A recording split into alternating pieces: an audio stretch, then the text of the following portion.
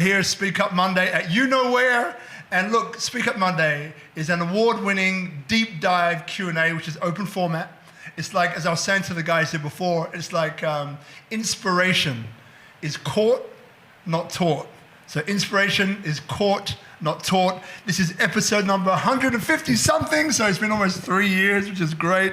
And look, during this time where there's uncertainty and people are, I guess, falling victim to sometimes that negative stuff that's going on in your mind, things like what we do tonight, and we have a great guest called Alex, I'll introduce in a second, is really important because, understanding that we also do have an input into how our day shows up, into how our life shows up. And there's people here in Bali, this is Destination Indonesia, which are doing some incredible projects which are uplifting humanity for the betterment of all of us. And tonight is one of those projects. So if you're there, maybe sitting on the couch, knowing that there's something for you to do, right? And you're kind of maybe lacking a bit of motivation. Maybe you've already started something and you're kind of there thinking, I gotta find a way to rejuvenate myself. Tonight will be a great episode for you.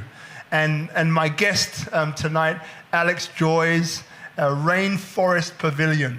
So if you don't know what Rainforest Pavilion is, fusing music and environmentalism, which are two very powerful topics which are extremely important to how mankind goes forward, tonight will be a great episode for you. So last of all, my name is Robert Ian Bonnick, advisor, and I help inbound tourism initiatives and businesses connect with their audience and have success. So without further ado, Alex Joyce, welcome to the show, brother. Hi, thanks for having me. Welcome, man. And look, to get us started, so there might be people here wondering, so Rainforest Pavilion, really cool name. What does it do? What does it stand for? Well, it's a movement, really. It's grown into a movement. It initially started as an art installation, which fused workshops and music over the course of a 4-day festival.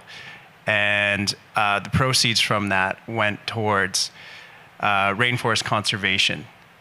And the idea behind it was, the initial idea was that, I've been working in this world for quite some time, and a lot of people are trying to achieve the same thing with a competitive attitude against each other. There's, all these groups are trying to save rainforests, and they act like they're in a business competition with each other to have ownership of the problem. And I thought, if we could get these groups together in a non-formal environment, not like a conference style thing, more like, there's music, there's dance, there's watching sunrises, then good things are going to happen and more collaboration is going to happen. And it's been quite successful. There's been a lot of new projects that have spawned out of Rainforest Pavilion, just people coming together in the pavilion. And also we've raised proceeds to protect 404 hectares of rainforest out of all of it. And a lot of groups that weren't working together are now working together. And and it's just grown and grown and grown from there. We've had music releases, we've had art coming out of it. We've had all kinds of different projects that have been spawned in the pavilion that have gone out to the world. And sometimes I don't even, I'm still hearing about something like, oh yeah, we met in the Rainforest Pavilion and now we're working together and we're doing this and this. So it's just like this idea, and it just sort of grew organically into sort of a movement, really. Like a movement, and a few things I'd love to touch upon that you mentioned, right? So this thing about, or is it co-opetition, right? So competition, seemingly competitors working together around a mutually beneficial goal, which I love. And but I guess the first one which comes up is that, so you have an interesting backstory. So why is rainforests important to you, and what happens to them? It's probably a question that comes up. Yeah, well, I grew up on the west coast of Vancouver Island in a very activist family. You know, for lack of a better word, my parents were hippies for sure. But like, you know, really productive, well-educated ones. And my father was very involved in two big movements, nuclear disarmament and just general disarmament, anti-war movement, and rainforest conservation. So I grew up as a little kid on the front lines of blockades, which were successful, which we got, you know, hundreds of people get arrested and they become entrenched. But out of it has come several parks and several permanent protected areas. And this is a system, you know, that really works in Canada. Everywhere has a different way of going about it. But this respect, really, rainforest conservation for me is all about respect for the planet. It's really about, it's a respect thing. It's like these ancient ecosystems, which have till today not been cut down and not been destroyed, which are becoming rarer and rarer, especially in that part of the world, super rare. You know, we should seek to understand rather than to only seek to have value in that place by destroying it. This mentality is always seemed very wrong to me, or very confusing. I don't understand it. And it's relatively modern to that part of the world where, you know, as Indigenous people, they value the land for its richness and its ability to provide. Whereas, you know, the extraction ideal is that there's only really value in that land if it's cut down and turned into products that can be sold. So this is like my upbringing, and it was, you know, very involved in my childhood and growing up, and then I became a teenager. I got into music, got into DJing, got some big gigs, started touring. I found myself in Asia. I was living in Tokyo. I was living in Australia for a while, and then I sort of found a home in Bali, which I'd actually been, another story, I'd been here when I was 6 months old. I first came to Bali. So Bali has always been part of my life. And I was involved in going into the rainforests here, and I was just trying to think, you know, how can I fuse this industry, which is, you know, my livelihood, and rainforest conservation, and create something that is going to support conservation of rainforests in a non-fear-based way, in a way that's like a win, like I like to call it the triple win. It's good. The event, it's good for everybody involved. There's no, you know, how can we benefit everybody and create a new system of abundance, which is just better? Because that's really, rather than fighting against something, create something better and to put it out in the world. And if it's better, then it will get adopted. And that's how humanity has always evolved, you know. Love it. And look, Brother Itchy, if we could switch off the air conditioning here, just while we're here. The thing about abundance, right? So this thing about, and we spoke about it before, about this fear-based approach, you know, that if we don't do something now, we're dead. If we don't do something by X such and such date, we're finished. You know, and I love your approach, which is not that. As you mentioned, you fuse abundance in with hope. And like, can you go a little bit more in towards that? Tell us a little bit more. Well, the joke I made with you earlier was, you know, you could pop yourself down at any point in human history, and there would be somebody there telling you the world's about to end. And so the statistical likelihood of anybody saying that being wrong is extremely high, extremely high. And, you know, a lot of the conservation and environmental movement is really based around fear. And if we don't do this by now, you know, we're going to not have air to breathe. We're all going to die. And it's not helpful. You know, let's create a culture around respect for nature, but not based around fear of our own peril. You know, like there has to be ways that we as humanity place value in ancient ecosystems that doesn't involve leveling them, especially now in this day and age when, you know, people are literally creating currencies out of thin air that are worth trillions of dollars now. You can buy commodities in virtual reality for real money. I mean, we just like the economics of the world have changed so much. There has to be a system or a way to do this, and that's kind of like the ultimate nut to crack. It's like, how do we make, for Rainforest Pavilion, it's how do we make rainforest conservation sexy, fun, and profitable, and alluring, and if you do that, people are going to be into it. And make it so that, there's a better system here than, okay, we level it, we have some commodification for a while, and then it's degraded. And then, the long-term scale of that is even livelihoods in those areas are degraded because all of a sudden you were living in a rainforest, now you're living in a sort of pseudo-desert, arid land, and, life is not as good. So it's looking for that, really. It's looking for that new way of being that is going to replace, not through shaming and not through struggle and strife and fighting what was, but just being better. It was like people were like, oh yeah, that's a great idea, let's go for that. Love it. And then also here in Bali, as we are, obviously we love Bali, but you spent time here as well as a young one, around the tribe. So can you tell us a little bit more about that? Well, I mean, Indonesia has always been, I joke, I say, I came out of the womb and I said, take me to Bali. and I did. I came here 6 months. My uncle was living in Jakarta at the time, and that was when, there was still just an airport was just a dirt track, very few cars in Bali. I mean, I have some very, very early memories of this time, actually mainly of the Borobudur temple. I went back there, which is not on Bali, of course, it's on Java. I went back there, and I was like, oh, I've been here before. And I lied down on my back, but I was like, looking up at it like this. And then I called my mom. I said, well, did we go here when we were? She's like, yeah, I took you there. You were like carried around like this.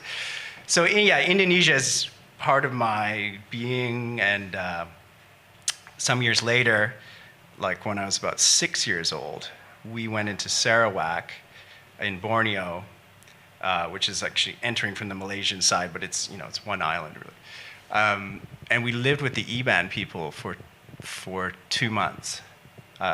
Learned how to use the blowguns, saw the orangutans in the wild, and it was just like a complete, I grew up really, I went to the same schools in Canada, but I had these interludes where I would go off and live in the jungle, and so I had a very privileged life in that I had the stability of, being in a nice part of Canada and going to school, but then getting thrown into these crazy other sort of situations, which just gave me a totally different perspective. I almost see you now, by the way, Alex and I have never spoken this long. Just in case you're wondering, right? This is not scripted, it's two people getting to know each other, and have to be a camera and some great sound and some great people here watching. So, and if you're just joining us on Instagram, so SpeakuP Monday, award-winning Q&A deep dive, the format is open format, and we're having a chat to Alex Joy, who started just Alex Joy. Alex Joy. Yeah. What is it? The S, I want more joy. More joy, more joy. Alex Joy, Rainforest Pavilion, which has managed to fuse music and conservationism together with some other things that we're about to go into now. So, so I get that your parents, in a way, because this thing about how we grow up, right? Mm-hmm. There's no coincidences, right? How we grow up prepares us for what's coming. Some way. Me, growing up in children's homes, orphanages, and being exposed to a whole bunch of different stuff, created in me this ability to bridge to anyone, no matter what the culture, background, ideology. I have that skill because that's how I brought up. So my work is about that. It's about bringing people together on large scale, small scale, and so on. So with you, what I can see is that you're a bridge, right? So you had this young, early exposure to the wild, to nature, right? The beauty of it. But you also had one foot in the conventional world, right? School, wearing clothes, all the rest of that. And being here in Bali, where we're not far from Canggu and so on, I get that it's very helpful here because you've got, Bali, which is an incredible island, I always call it country, an incredible island with some incredible flora and fauna. And then you also have, the cool people, right? The cool dudes who are in music and like, hello, looking at you, brother. So to me, you've got skills that bridges the divide. Music, conservationism, right? You've had the time spending with a tribe here in Bali, right? An indigenous tribe, but then you've also, had this life that we do, which for us expats is a great life. So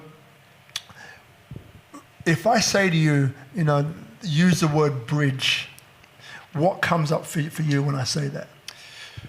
Well, I'm definitely a bridge. And in fact, in this last period, just before my wedding, a new Chalnoth chief by the name of Nachapa or Randy Chips gave me the name Kukwe'it, which means liaison officer.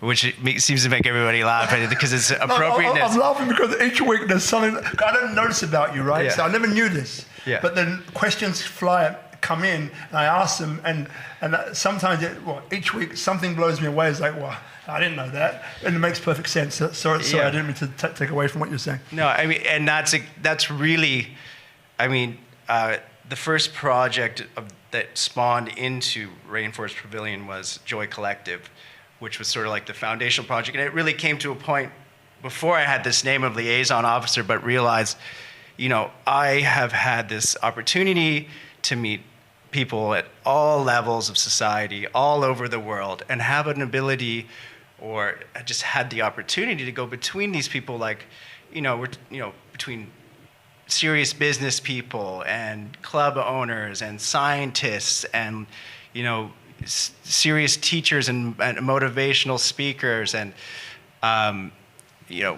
banker. Just this immense pool of knowledge, and I was like, how do I connect this? Because a lot of people want to do the same things, but they're not connected.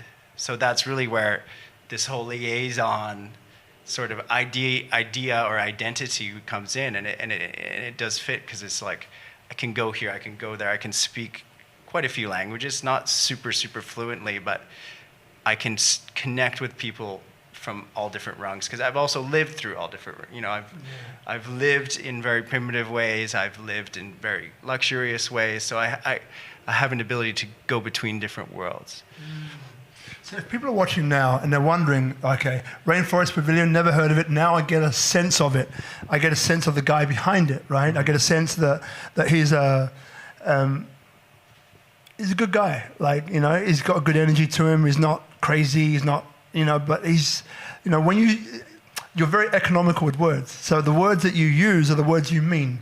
So that, again, you strike me as a person who says what he means and means what he says, right? Which is not commonplace, actually. And so they look at you and they say, okay, so I get, the heart and soul of the guy behind it, that he was born into this in a way, right? That his parents gave him this background and his opportunities, which he grabbed hold of with two hands. Even when he came to Bali, he ended up living, in places that I have never seen, right? One day, hopefully I will.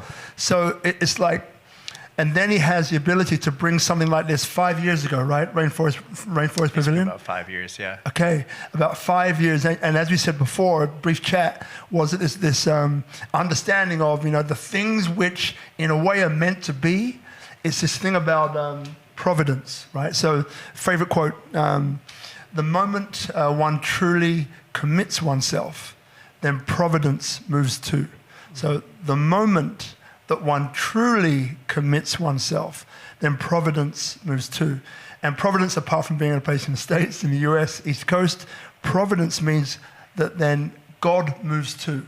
So it's like a whole man, it's like the universe conspires to either give you a hand or give you a challenge that through overcoming that challenge leads you in that direction where you're supposed to go. So if I said to you, about providence, about something in your life, maybe it's to do with what you're doing now, maybe it's something else, like what comes to your mind that maybe people don't even know? Well, it's interesting that you mentioned that. There have been several times in my life where I've really questioned the unconventional path that I've taken, where I felt challenged, and I should really just stop mucking around and get to getting a serious job and making getting into the system in a more structured way, and call it your guides or call it whatever you want. I've just always received this very strong message that no, that's not for you. You might think that is right now, but you need to keep doing what you're doing, whatever that is. You are an agent of change, and that is what you're here for. And I didn't necessarily always know what that meant, or because like you say, I had these opportunities and I grasped them, but I spent a lot of years just messing around. I was touring and partying and just living my life with just living my life really. And looking back, of course, that was the best possible thing I could do is to enjoy that life, enjoy that youth and freedom.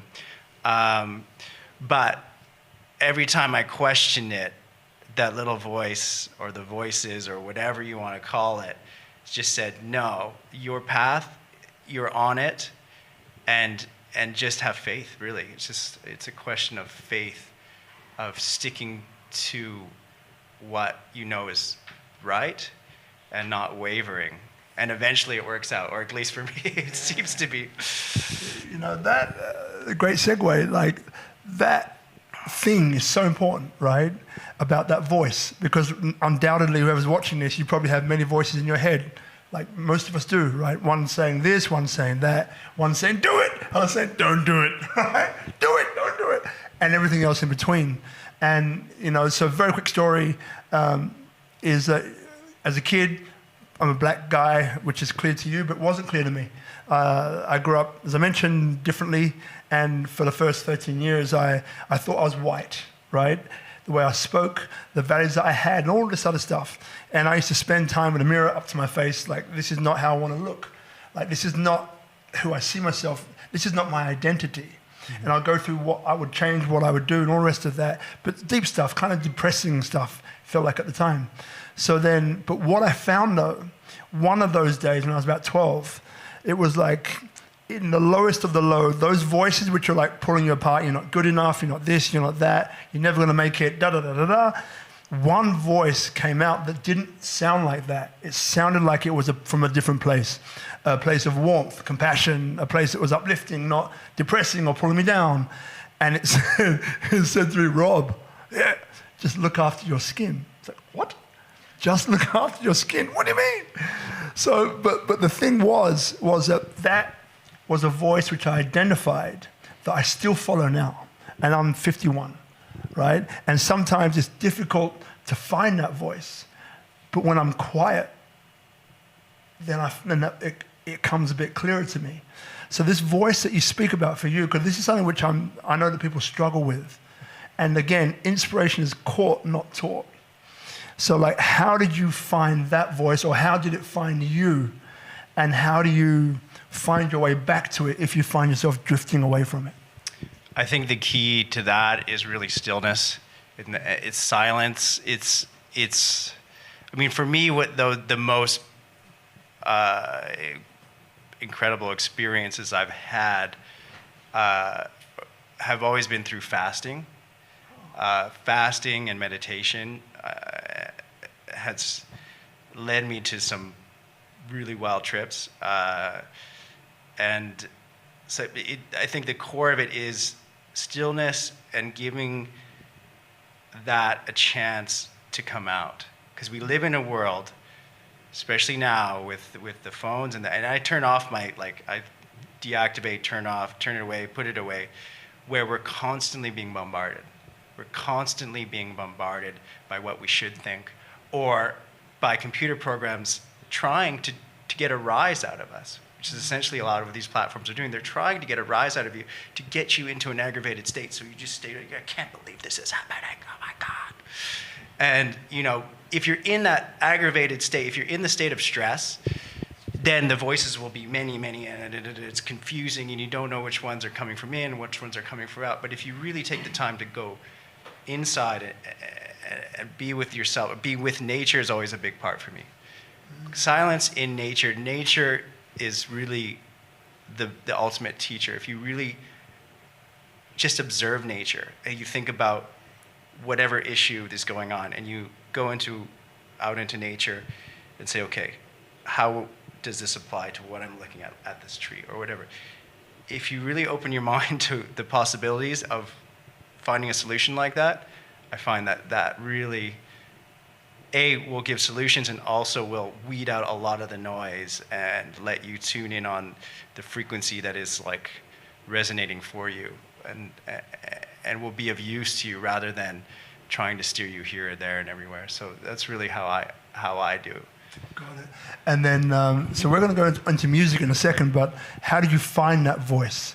Or how did it find you? Were there any challenges you had to find it or to overcome, or how did it work? It's always just found me like in the point of despair. It's usually at the point of despair and you're really questioning and you take the time to unplug and then that's for me. I mean, everybody's different. People might find it at the bottom of a ditch or whatever. Everybody has these stories of, generally it's the breakdown to breakthrough. You learn more from the darkness than you do from the light in a lot of cases. And those breakdown moments for me have often been where, the voice or whatever, the guidance really comes through and it's like, okay, no, this is not what's up. Like, this is what's up. Like, the thoughts you're having right now, forget about it. That's not where you're supposed to go. You're supposed to go this way. And then surrendering to that, being like, okay, and then having trust in it. Which are all challenging things because sometimes things like money and that and this and that are not, they're not, you make a decision based on, to use the words of Joe Campbell, following your bliss. Like, yes. And then you just stick with it and most times it works out. So thank you, Alex. And look, with you, I know I can go there, right? So we're going to go there. We have to, right? We have to go there. So whatever comes up for you, right? Because, a lot of the time through sharing some of our most vulnerable moments, we learn the most about each other, but also ourselves. So I know it's you talking at this point today, but it can be people at home might be reminded of something or prompted to do something that they know that they've been not doing, and they know that I don't like to use the word should, but they kind of know they should have been doing this already. So when you say, in the moments of despair, has been for you a way to find, or for the voice to find you, can you give us an example we're not talking about anyone, we're talking about you, right? So, so is there anything that the Alex Joy, without the S, you can add the S at any time if you like. The Alex Joy without the S, last time or a moment of despair that you remember, and how did that voice come to you? Well, I was touching on the story before, and I don't want to get into the gritty details of it all, but I had just really been through a loss. I had been through some health issues. I was coming through that, and I was really just like, what the fuck am I doing? I'm not doing it right. I should be getting my act together, as in the societal norm of getting my act together as I guess probably was 25-year-old at that point, and I got to stop drinking. I got to, maybe I should go back to school. Maybe I should, I got to get a real job and a real career and stop with this sort of like fantasy life that I was pursuing where, this is even before Rainforest Pavilion. All these things started coming together after this moment. And that's when it came. I was literally sitting out on a point out in actually where Old Man's is now. I used to go there, and I was like, why has nobody surfed this wave? It looks really good. There's nobody there. It was just like, this is not even that, this is 15 years ago. And this just came into me there and just spoke to me and just gave me a sense of the power that I had. And I don't know if that was the spirits of Bali or what it was, but since that time, I saw and experienced life differently. It was like a quickening. I even saw people differently. I was calmer. I was able to go through life in a much more equanimous way. And there's been lots of work since then. You know, I've studied hypnotherapy. I practiced for a while. I've spent a lot of time unpacking all this stuff. But you know, there was a definite moment there for me where I was touched from beyond, if you want to call it that, or whatever it was. The voice gave me guidance, and I just stuck to the path unwavering after that, and it's working out. Love it. Thank you for sharing it, brother, because it's important, right? Because these are some of the questions that people want to ask, but maybe they don't feel comfortable, or there's not the appropriate space, or they believe is the appropriate space to ask the question. But what I get from what you're saying is that, you know, this time in nature is like, nature is your biggest teacher, which I believe as well, actually. But like, so these times when you're either in despair, by going out, unplugging from devices, mine, which is beeping away underneath the chair, you should know by now, right? But unplug and go off grid, right? Or find your way, might be surfing, but find your way out into nature and just disconnect and just let that surrender. It's almost like, was it inspiration or desperation are the two ways that most human beings get moved. Because in the middle, it's not strong enough to push you either way. But with inspiration or desperation, you move your ass, one way or the other. Interesting. So look, moving on to the music. So I get, and we get your background, right? And get what kind of a solid soul you are. And I see you as being solid because, you know, like, you're a leader, right? And, you know, again, I'm just speaking as it comes. Like, you know, if a leader hasn't been through shit, it's hard for me to believe in someone, right? Because through going through that shit, as I call it, which is not really shit, but you know what I'm saying? Like, you get a deeper sense of who you are and how fallible you are as a human being. And you know, and also that you're supported as well. And this support isn't necessarily a nice, oh, there you are, Alex, you're supported. Sometimes it can be like a brick, right? Or, oh, what the heck? But there's a support there.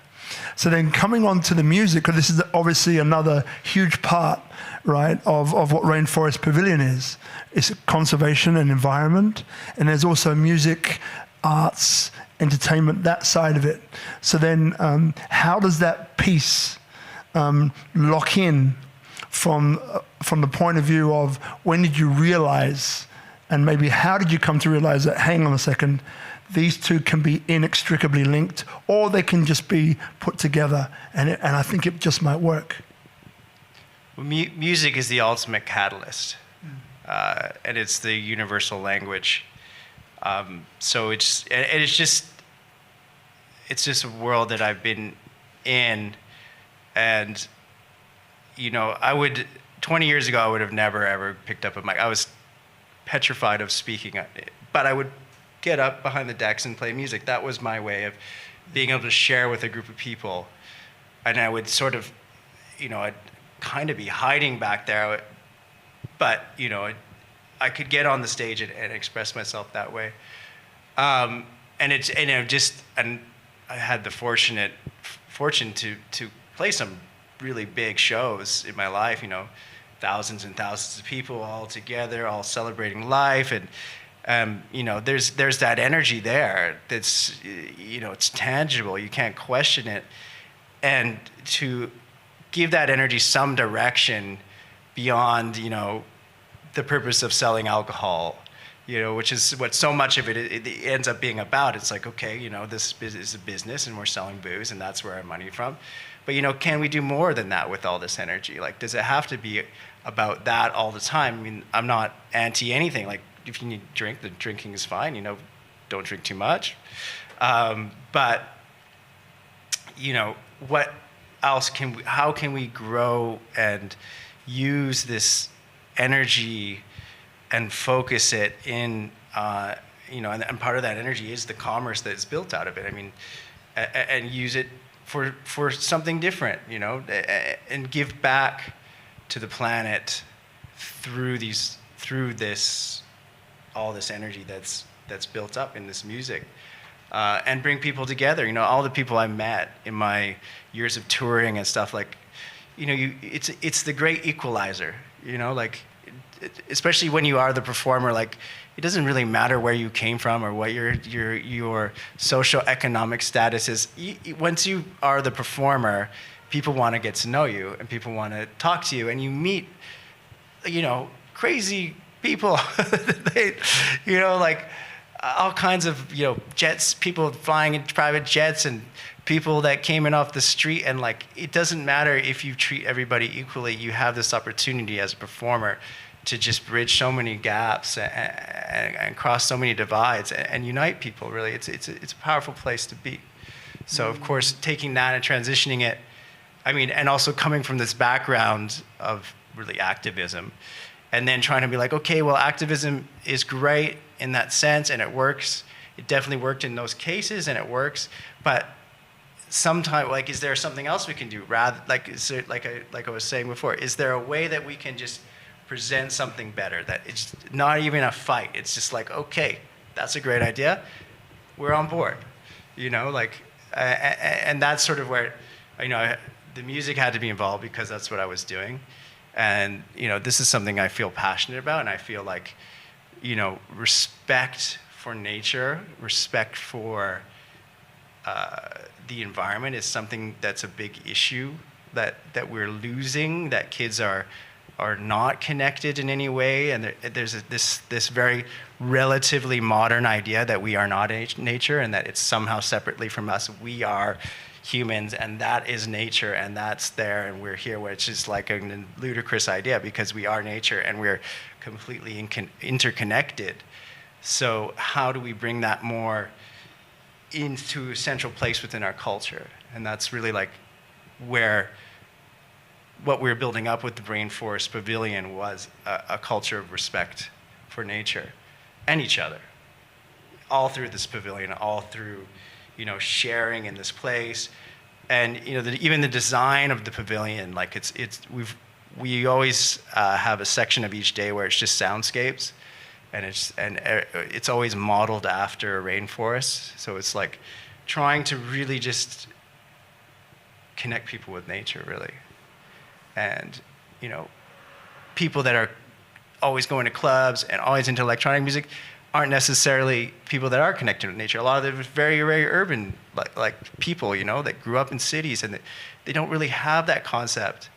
And especially like in Asia, it's like if you're urban in Asia, the idea of going camping probably hasn't ever, come to you. Like it's unlikely that you're into those kind of things.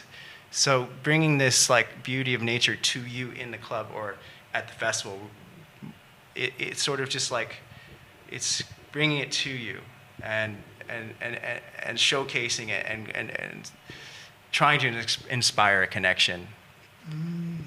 Love it. So I spent 25, 30 years running clubs, but I'm a dancer, so I interpret music like that as well. So I connect completely and entirely when you say, music has this ability to not only unite, but to heal, right? And obviously, well, not obviously, but there's a beautiful man by the name of, I always say Halim, and he always says Halim, and I still haven't got it. Halim, Halim, R.D., beautiful guy, and incredible DJ.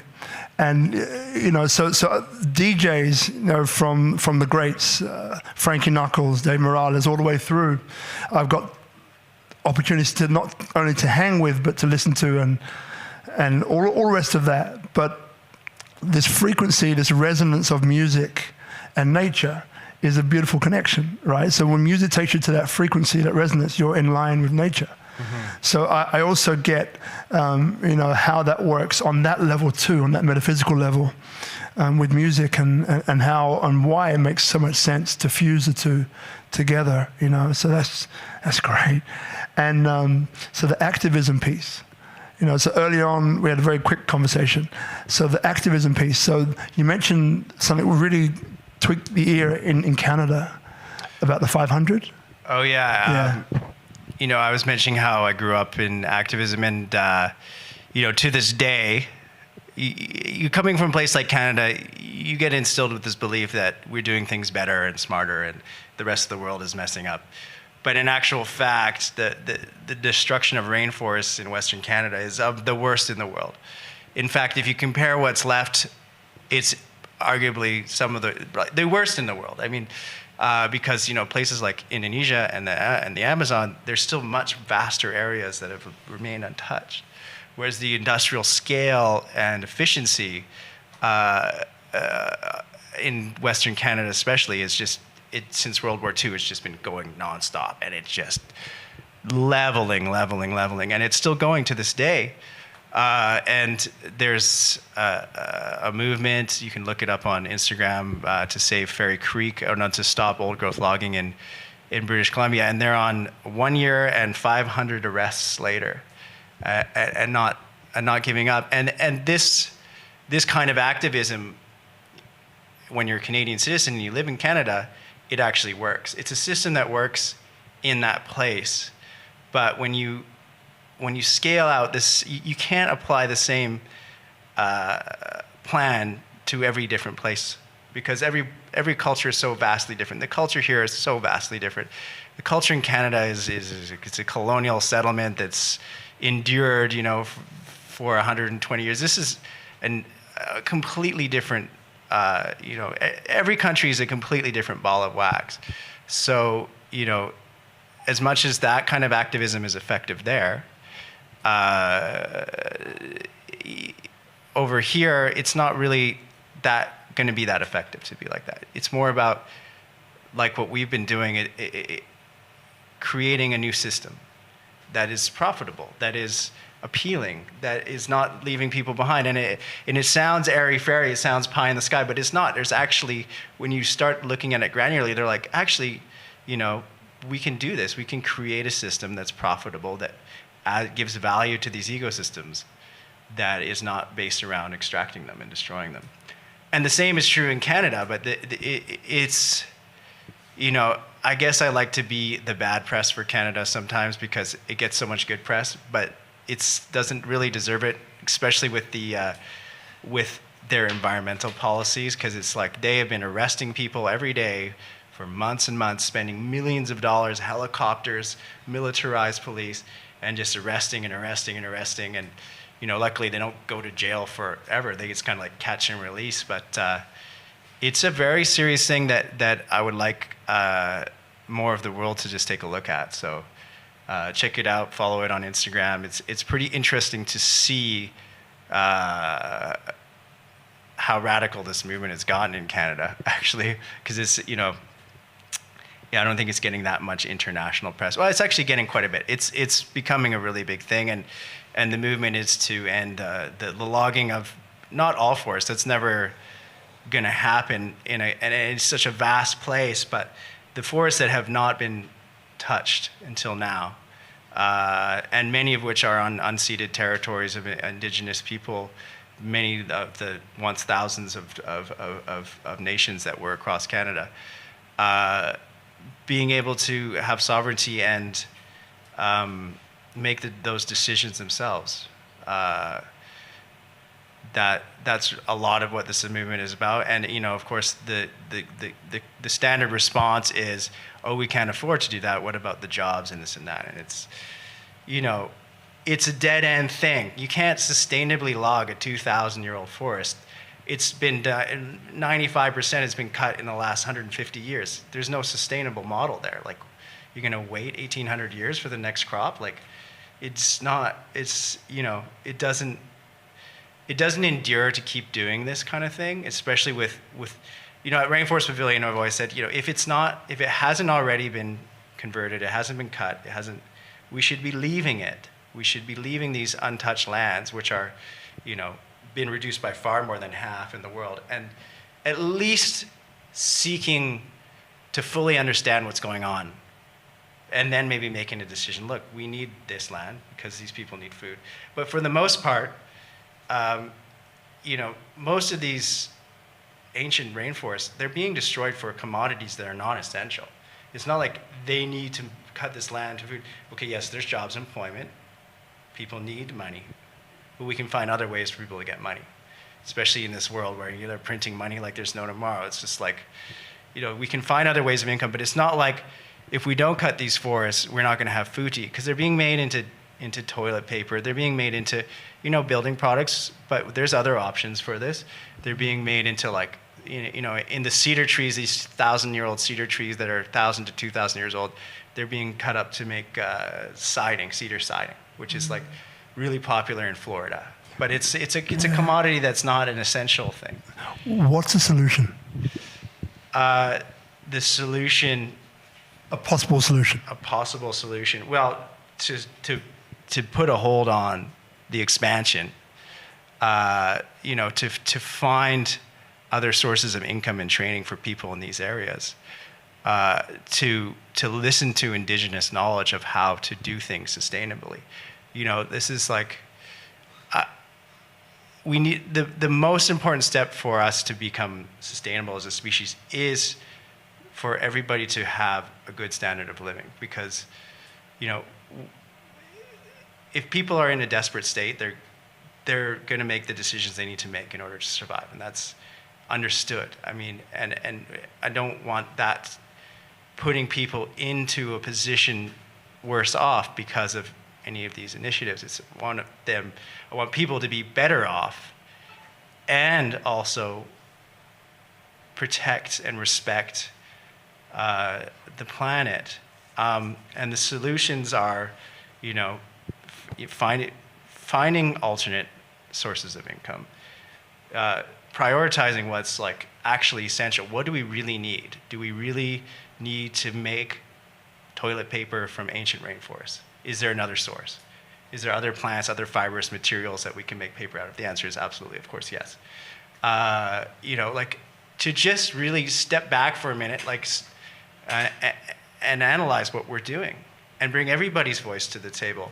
Because, a lot of people are, we're discovering this thing, permaculture and sustainability, this is a concept that is far older than most societies. I mean, if you look at any indigenous culture that has survived, there is always a sense of permanence in how they do things, being sustainable, looking out for future generations. In Canada, for instance, they're discovering that what they couldn't explain before, these pockets of biodiversity, were actually farms. They're farms in areas of village sites where people were forcibly removed. And guess what?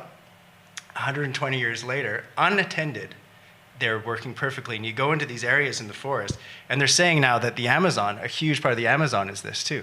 You go into these areas, and every plant there is edible. And it all grows perfectly within that ecosystem, untended. There's no need for pesticides, herbicides, anything. This kind of knowledge, which has been, really pushed to the side by centuries of colonialism and moving into areas and saying, okay, no, this is how we do it.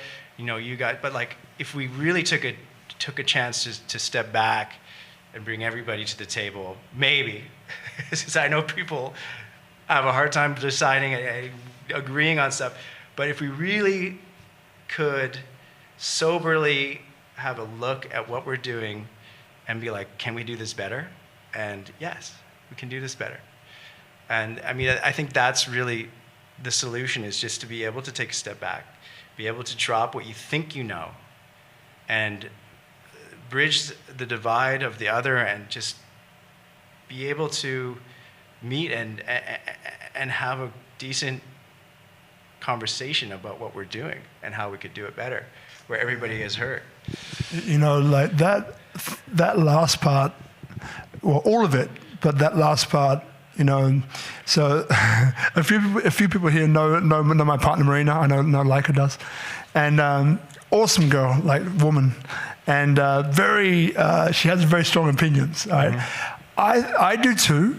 I like to think that I can suspend my opinions and listen to another. But I think that's essentially it, right? So what you're saying before is that, what I like about what you're saying is it's a pragmatic approach. What that means is that you're not literally just sitting and pointing fingers, throwing stones. This with no solution, right? So you're looking at both sides of it. You've been from the side of business, I know, you've been the side of music, conservationism, and so you have those things going, you're a natural bridge. You spent time with ancient cultures and seeing how it works. You mentioned just then, that in different ancient rainforest areas that these have been going unattended for all these years, that everything is edible, right? It's like, well, something's working here. So then, it almost comes back down to that thing of with human beings, especially now during this COVID time and everything else, it's like, I've got friends who are against vaccination of that particular thing. And I've got those who are for it. But I listen to both. Even though I have my own opinions, I listen to both. But here's the thing, it's like, if we, like I was saying to some guys before, this thing about we have one of these and two of these, right? So if we can, get to the point of just listening, like 3 types of listening, listening to interrupt. But I think, we know that one. Feigning listening is like, Alex, I'm hearing you. Joy's from this, sure. Not paying any attention. Then there's active listening, which is I'm listening to what you're saying and what you're not saying. So I'm listening with curiosity. And then when someone feels like they've been heard, that their point of view has landed with the other person, then they're a lot more likely, I'm not saying they will because you can't force anybody into anything, but they're a lot more likely then to listen to you and actually listen with active listening, right? As opposed to, again, you mentioned social media the other day, some group was blowing up. I wasn't part of it, but I was looking and going like, oh, that looks interesting. But again, I've got friends on both sides and they're not listening to one another. This is where it's got, and they think that facts is going to help. Doesn't help. We're like, we're like irrational beings trying to make a rational decision. No, we're emotional beings making an emotional decision. So as soon as you understand that, it's like, well, if I actually listen to what someone has to say, but really listen, right, and consider and look at it from their perspective, right, this thing about compassion, then we have an opportunity to have an actual conversation as opposed to a series of one-way monologues and expect that, hey, but I can bring this fact over here and it's bigger than your fact. It's like, doesn't matter. So I love what you're saying. And so with Rainforest Pavilion and you personally, I get that there's a direction for you there, right? But what would you like to see that you could contribute to this whole situation? What would you like to see? The whole situation of... Yeah. So we're talking about rainforest conservation. Yeah. In concert with how do people make a living?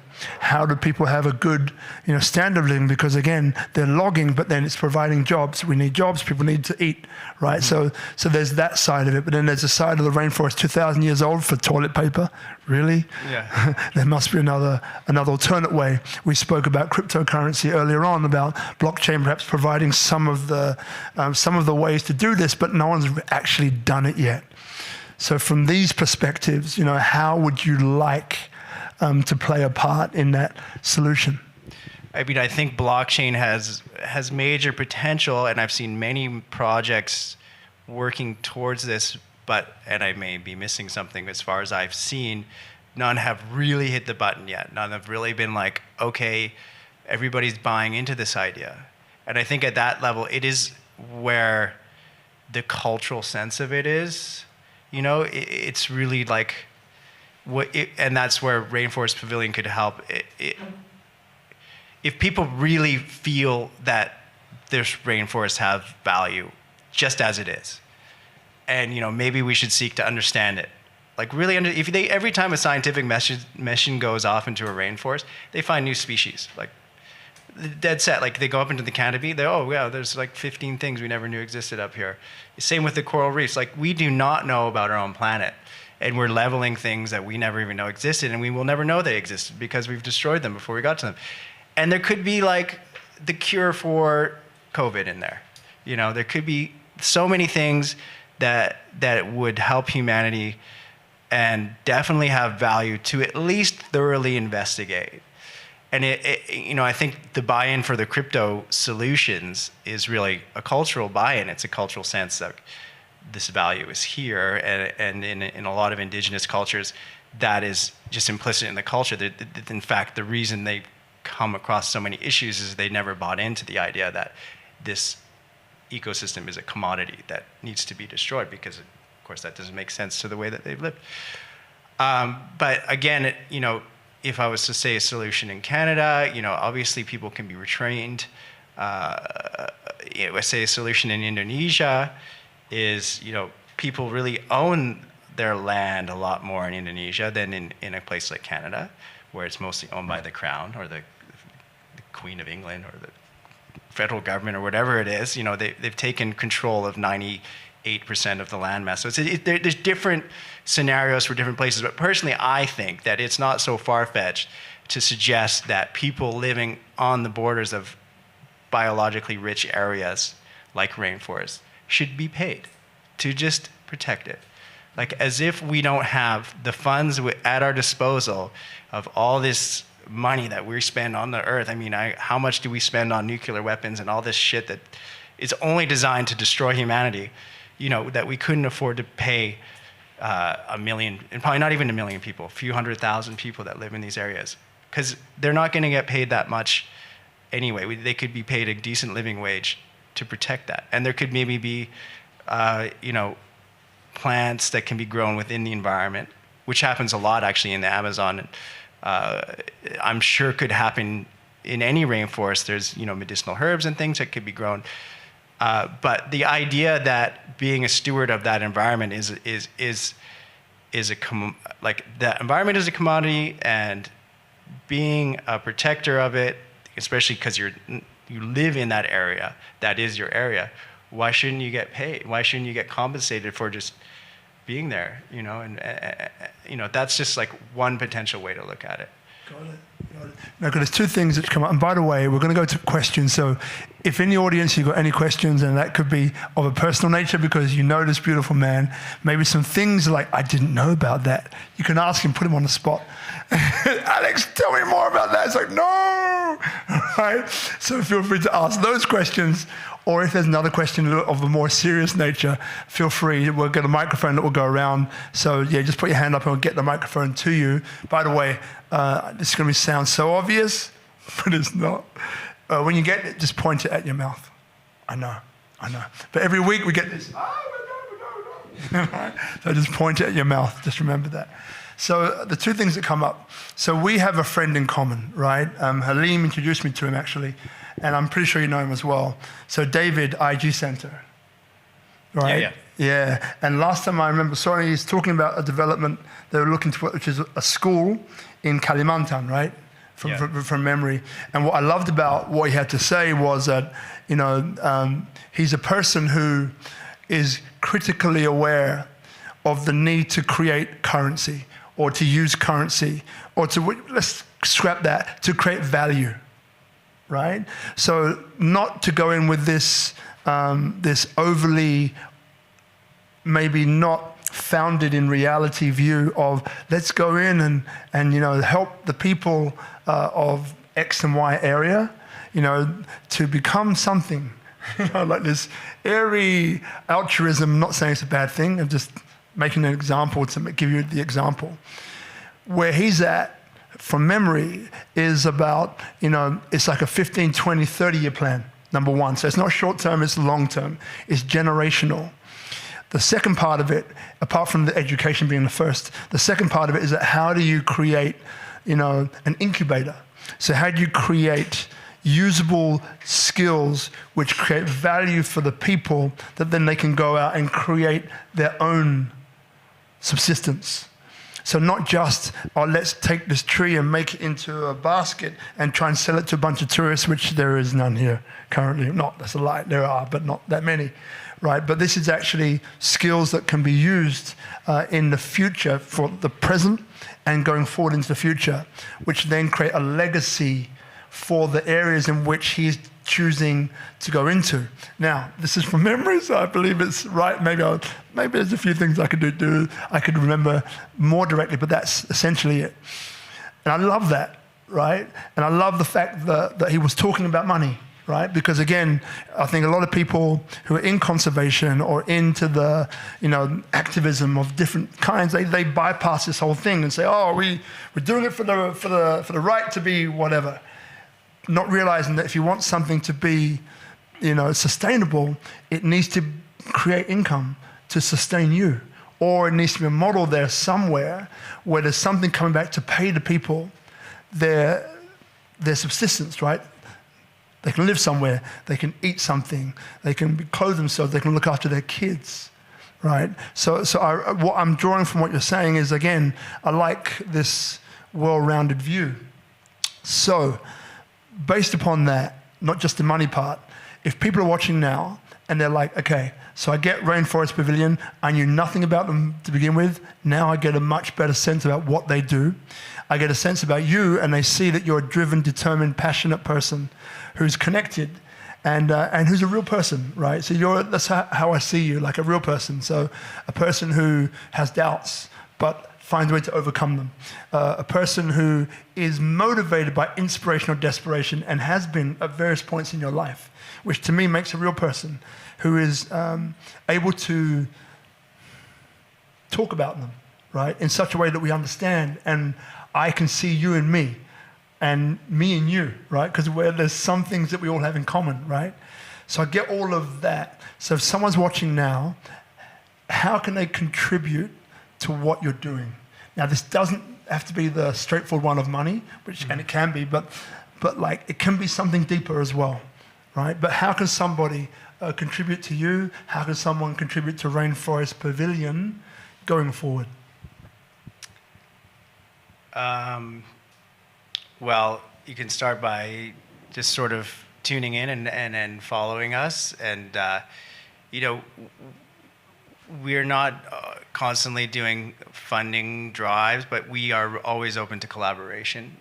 Some of the people in this room, we got Russ Magic out here who's done our design for our logo, and, different artists. We're always into collaborating.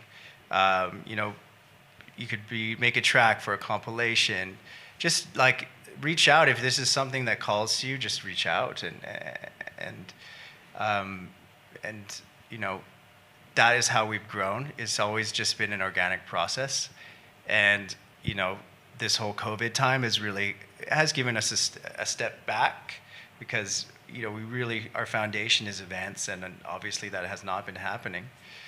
And then on a larger scope, from what we were saying earlier, is try to forget what you think you know, and listen to what other people are saying. Try to forget the polarization, because there's so much of this right now, and it's fueled by the media. And you can't even talk about certain topics. You're either this way or you're that way, and that's it. And that gets us absolutely nowhere except into a world of problems. And really, if we're going to solve any of the problems, first of all, we need to take a sober look and figure out which things are actual problems, and not just, things that are preying on our fear.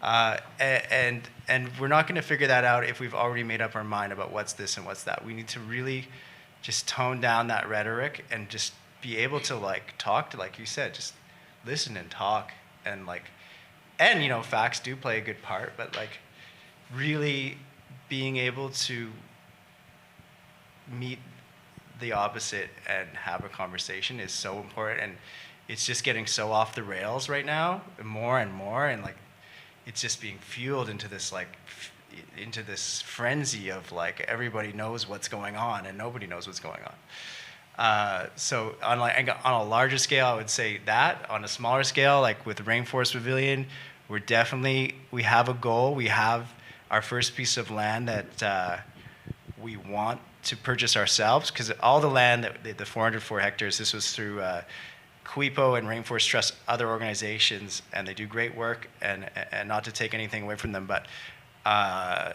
our next step was to start obtaining land ourselves, generally on the edge of large forested areas, national parks, and start expanding those areas outward. Because otherwise the opposite happens. The parks get sort of eroded away, and it keeps on encroaching. So our goal, our grand lifetime goal is 5 million hectares of rainforest protected for Rainforest Pavilion. We're at 404. We have a long way to go. We need your help. So, follow us, message us. We're open to collaborations at all levels, and I look forward to hearing from you. Love it. So now we're going to have question time over here.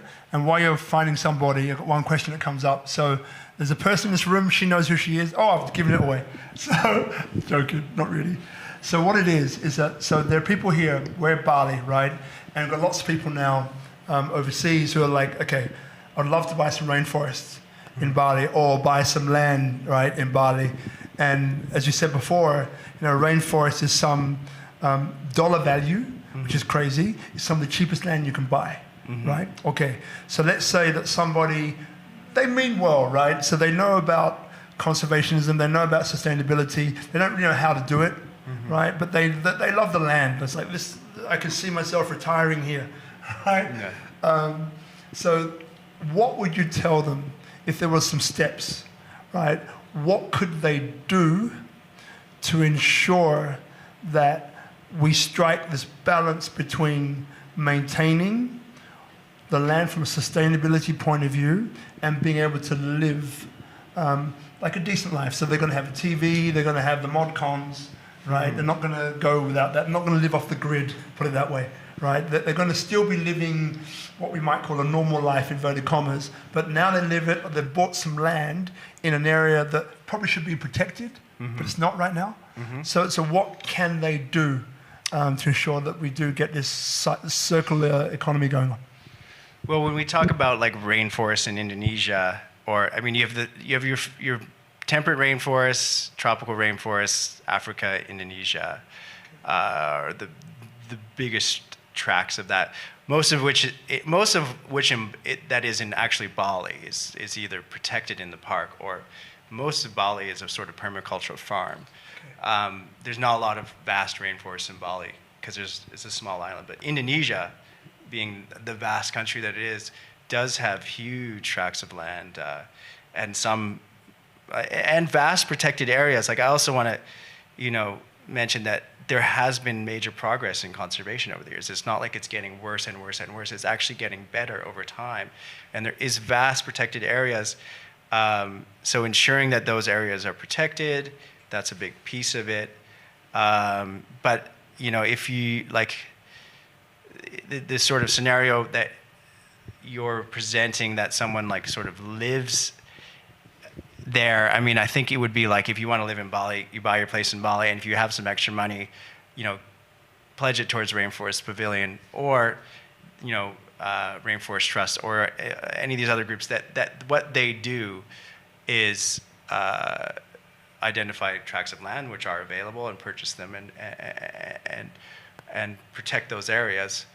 But in terms of like how you build is also a big piece, of living sustainably, like what methods you use, how much of the land you use, like where's your waste going, where's your water coming from. These are huge factors in Bali, especially because it is such a intensively populated area, and the water is a serious issue here. The water being pulled out of the ground is salty in a lot of areas because there's been too much water pulled out of the ground. So because you're saying Bali, I think if we're looking at Bali and talking about sustainable development in Bali, these are the things that are really key: is where's your water coming from, where's your waste going, and making sure that you're minimizing waste, and that the waste that you are producing is being dealt with in a responsible way. And this is actually, it's a good segue actually, because the grand scope of protecting large tracts of rainforests and far off lands with the situation with COVID and how many people close to us are really struggling, we've kind of like gotten much more local with our with what we're aiming to support, and really our own people. You know, everybody's got to be good before we go out onto the bigger mission. So we've been working, and we'll announce this on our page too, about some new projects really focused on Bali coming up, which you know a little bit about. So stay tuned for that. We'll put that up on the website as well. Beautiful. And it's so Rainforest Pavilion, Facebook, Instagram, and the website. Yeah. Rainforest Pavilion. Great. Now, do we have any questions from the audience here, or is everybody just quiet? Let's have a look. They're too scared, man. They don't want to ask you the tough questions, Alex. Well, while they're thinking about it, so a question pops up. So, and this is whatever comes up for you and what you feel like sharing. So, the way that I see you is that, you know, you had a life. Number one, you had a life, which is great. Number two, you know, you've moved a lot, right? Not only physically, geographically, but mentally. I mean, this part of you saying that, you know, for people to suspend what they think they know and be prepared to learn something else, you don't hold that sort of a viewpoint without going through stuff yourself. You just wouldn't, right? So I get that. So, and I also get, you know, your parents, and you've used that word activism a bit, right? So I get that that's part of you too, which is awesome. So the question that comes up then is, you know, what are some of the biggest challenges that you've faced? Now, this could be growing pavilion, Rainforest Pavilion, as we speak, or it could have happened prior to and on the way to that. So what are some of the biggest challenges you've faced that come up that you're prepared to share, and how did you overcome them, if you overcame them yet? And that's a huge and like hefty question, and then of course there's been you know so many challenges that have come up. And so how did I overcome them, and what were they? So whatever comes up, so now what generally tends to happen is that firstly the brain is trying to clutch onto like, oh my God, there's so many things. And then when you breathe and get past that one, something would drop in and go, there is that one. Or maybe there's that one. So one of those that comes up next after it was a very lofty question, I agree. I don't make up the questions, they just drop in, right? But then what comes next? And let us know about it, because there's no coincidences here on what comes up. I think without going into the nitty-gritty details of struggles and I've had, it's really, if I was to surmise the two biggest challenges, it's actually been looking out for myself, taking care of myself, putting myself first, ultimately, and you know, I took really bad care of myself for quite a long period of time, and like I said before, giving up what you think you know, and being open to learning from a different point of view, because like when I was 18, 19, I knew a lot of stuff. I really knew a lot of things about how the world worked.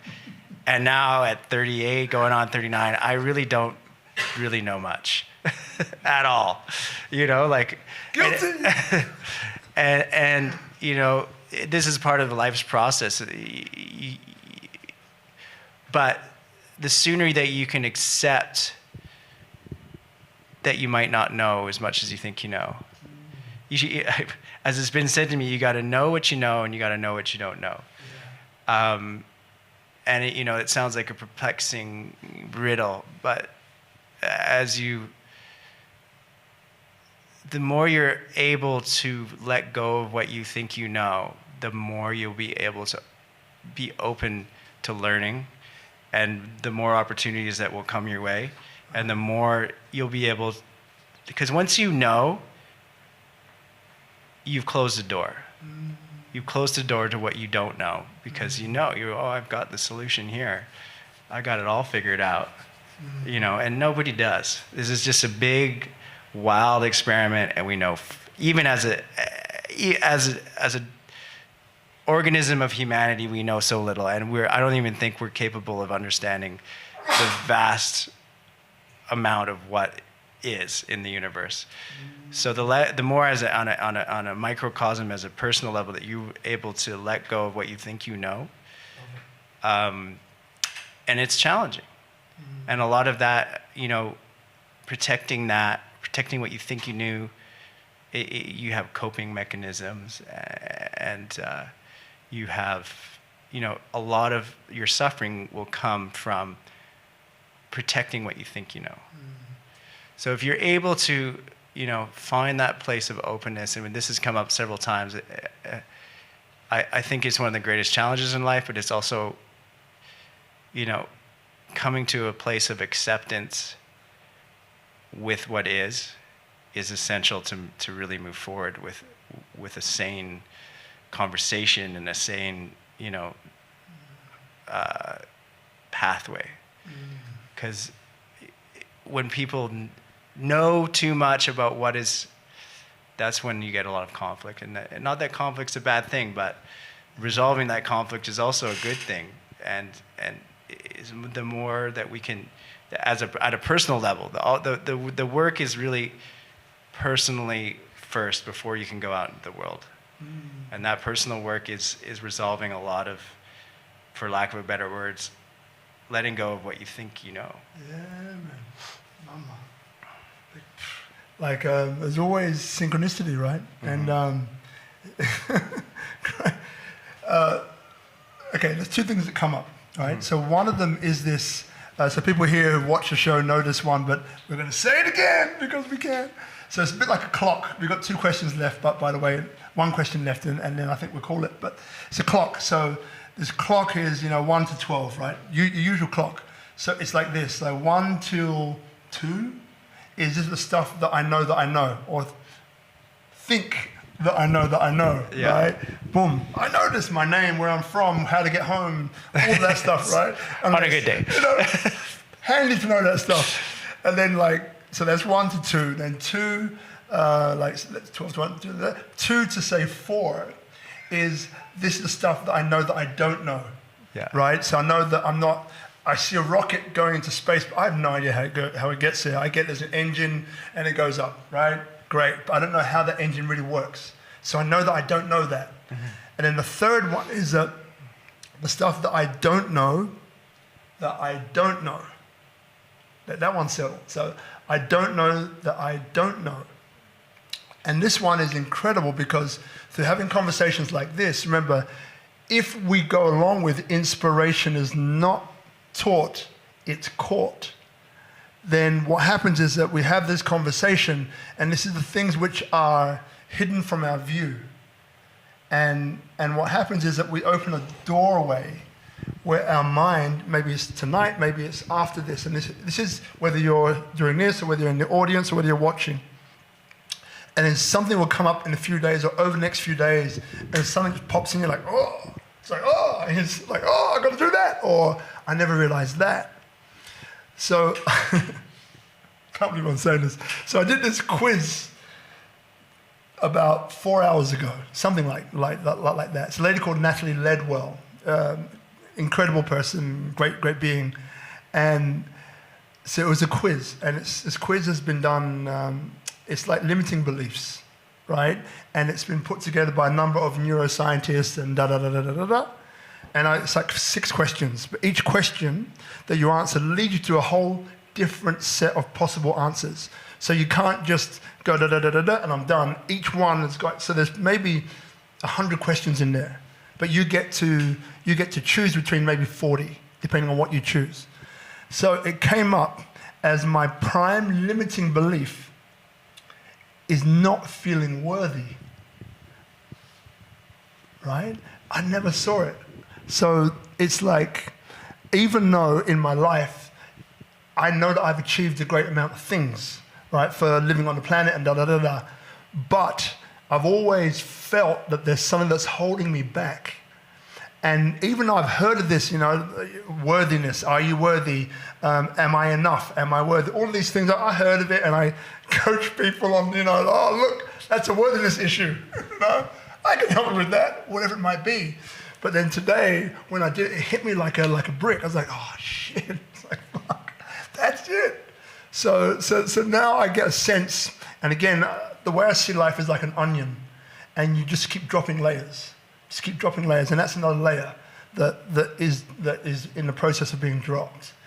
So then, this is probably the last question. So if I ask you, if there's something, recently or not, that may have come up for you that was an aha moment. Now, you mentioned one already about the, not looking after yourself, which I think is such a powerful thing, because for me, the worthiness thing got me in trouble with money, got me in trouble with some relationships, got me in trouble with a lot of things, because if that's a worthiness issue that I have, which it is, then there's things that I could be doing that I haven't been, but now I have a different view of it. Because this is stuff that I didn't know that I didn't really know. So the next few days, I'm going to remember, I'm going to be on it, right? Just catching myself. Mm-hmm. So if there was something that you could catch yourself on, what do you think it would be? Well, I just actually recently was taking part of a course in hypnotherapy, and with Lydia Wilson, who's here in Bali, and this one thing that came up is just that the power and the acceptance with saying no. Being able to say no to things was always an issue for me. I would always say yes. Even my mind was saying no. It was like, no, I don't want to do this. I don't want to do this. And then someone would be like, do you want to do this? I'd be like, brains no, yes. And it would just always and I was just like, why am I? And it was just it was a childhood thing. It was whatever. It was about that need to fit in. And, it's okay to not fit in. And to say no is sometimes just follow that instinct. When your gut, everything is saying no, don't say yes. Because usually when you say yes to those things is not going to be the right thing, it almost inevitably turns out that you had the right idea. And I know there's a whole school of thought of saying yes to everything, and That was my own personal aha moment of recent times, was knowing when to say no and knowing that it's okay to say no, and that it's just accept that no is equally as good as yes.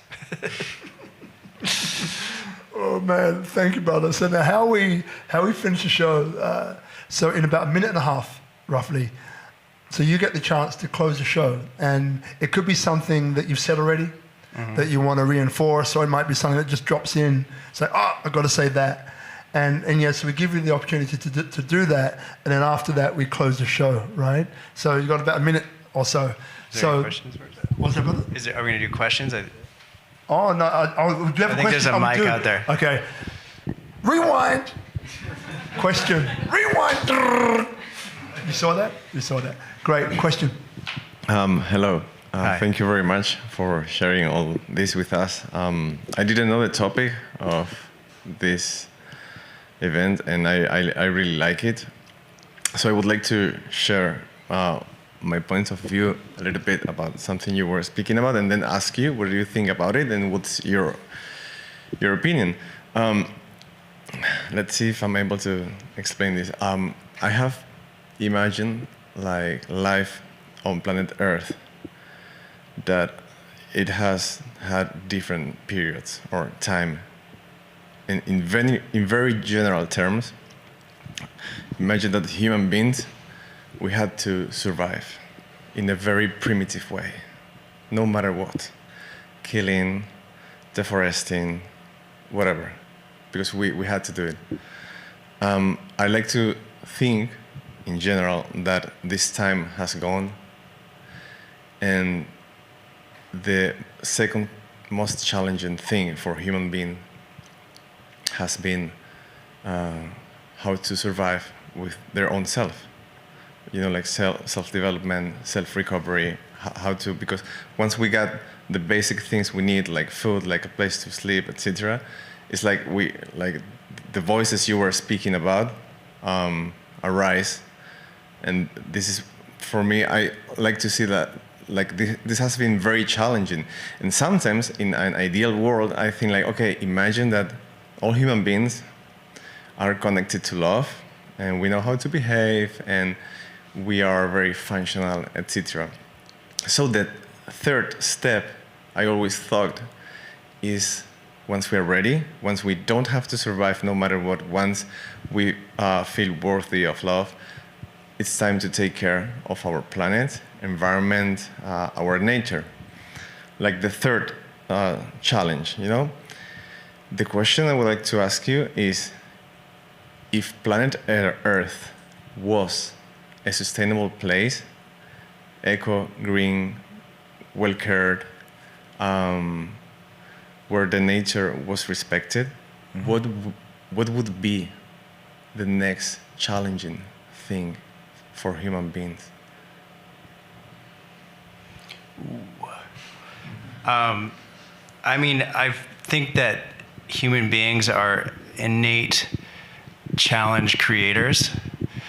Like, I don't know that we're supposed to actually live in perfect harmony, because we seem totally incapable of it. Although we're doing, we are progressing over time. I mean, if you drop the rhetoric and look at, the fact, I don't know everybody's history in this room, but, I'm not sure if you were, but like, by my age, in most periods of history, I would have fought in wars and probably died. So we are progressing, but I also think that and maybe part of our evolution is to get beyond this.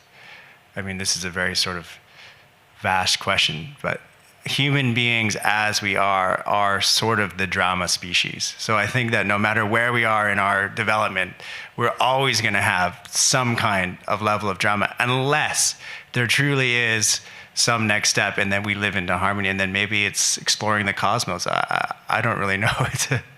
It's a deep question, and the true answer is I don't know what the next step is. I mean, I think that the planet is sustainable. It's really a question of, are we going to fit into that? Are we going to fit into the planet, or is it through its own sustainable practices going to, alleviate itself of us over a course of time? And most likely in some scope of future, I mean, inevitably at some point, Earth is going to be an uninhabitable planet. I mean, the sun will eventually stop working.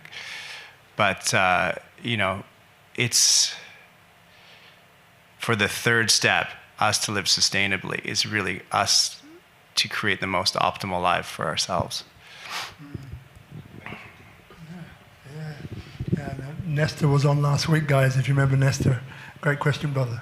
Thank you, man. Now, any other questions, anyone? Everyone's, when the mic, everyone goes, when you're in a room, everyone like starts to look away from the mic. It's like, no. No one's handing me a microphone. There's no microphone. Okay, look away. It can't hurt me. All right, so we'll do it this time, brother. So in about a minute and a half, you get a chance to, there's something that you want to say, to leave us with. Feel free, to let us know what that is. It might be a reminder of what you said before. It might be something completely different. Be up to you. So, for those of you here, firstly, student audience, thank you so much for coming. No claps yet.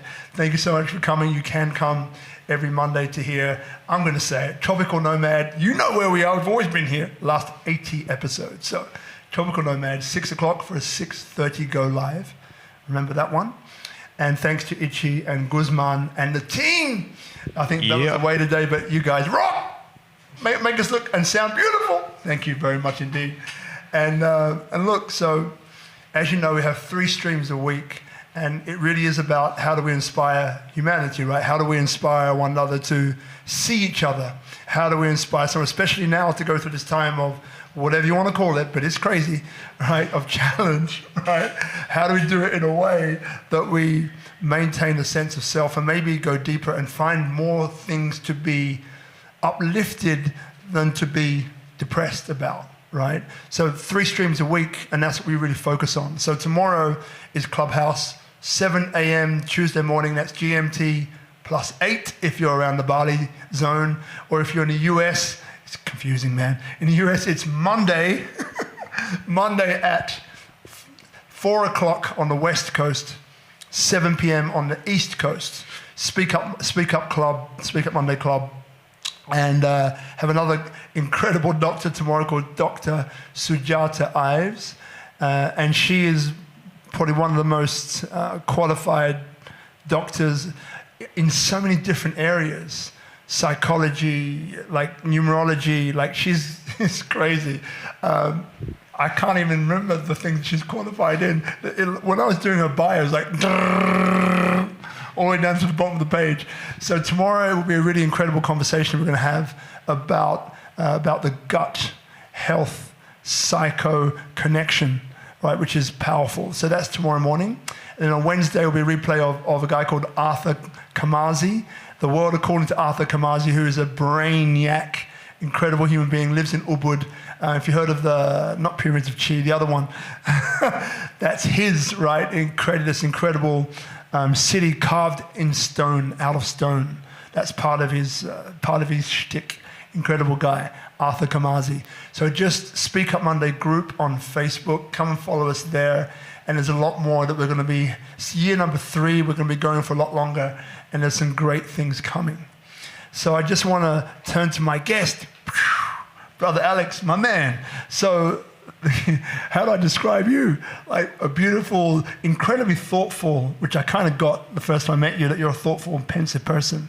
But very, very thoughtful, and I got the spiritual side of you today as well, which is super cool. So, and what you're doing, right, with Rainforest Pavilion, and I want to thank you. I want to thank Halim, who's kind of connected us in a roundabout way, and of course, Ronnie and all the other guys in our great, cool group that we're going to start this Radio Bali with, one way or the other.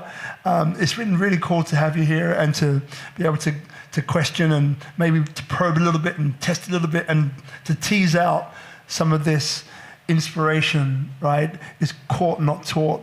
And to me, there's been so much that you've shared today that has inspired me to think about things in a different way. And that thing you mentioned about, forget what you've learned, right? And be prepared to learn something else is one that will definitely hang with me for a period of time. So it's been a pleasure, my man. Thank you for saying yes. And I leave it to you now to see us out. Thanks so much, Robert, for having me. I have to say it's the first live podcast I've ever done, and I was a little bit nervous to say. I'll say that for sure. I had no idea where this is going. It's completely unscripted, and it was a great conversation. So I think that most everything that needed to be said has been said. So in my closing, I just want to say, thank you. Thank everybody for watching. Thank everybody for coming to the live audience. It's been a really valuable and interesting experience, and hopefully I will have the courage to watch myself. Man, you've done incredibly well. Really, really. Like when you go through these interviews, like I did one the other week where I was being interviewed as a SpeakuP Monday with Bhavna. If you're watching Bhavna, watch out for Bhavna. She's coming for you. It's interesting because, even though I interview people, when it was turned around the other way, I was in the end going I don't remember what I said. I don't remember what came out. I hope it was okay. Because you're in the moment. Yeah. So if you're thinking that, you did incredibly well. Well, thank you. Welcome, brother. Round of applause, guys.